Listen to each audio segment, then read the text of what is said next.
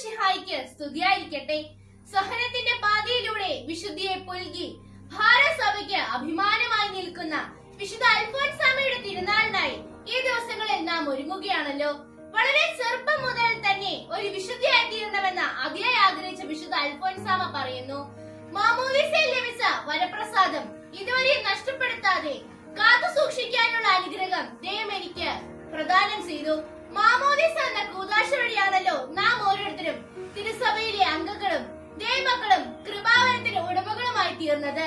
വിശുദ്ധ അൽഫോൻസാമയുടെ വാക്കുകൾ നമുക്ക് പ്രചോദനമാകട്ടെ. വിശ്വാസത്തിൽ ആഴപ്പെട്ട് കൃപാവരങ്ങളിൽ നിറഞ്ഞ് നന്മ നിറഞ്ഞവരായി ജീവിക്കുവാനും വിശുദ്ധിയിൽ വളരുവാനും വിശുദ്ധ അൽഫോൻസാമയുടെ മാധ്യസ്ഥം നമുക്ക് യാചിക്കാം. ഏവർക്കും വിശുദ്ധ അൽഫോൻസാമയുടെ തിരുനാൾ മംഗളങ്ങൾ നേരുന്നു.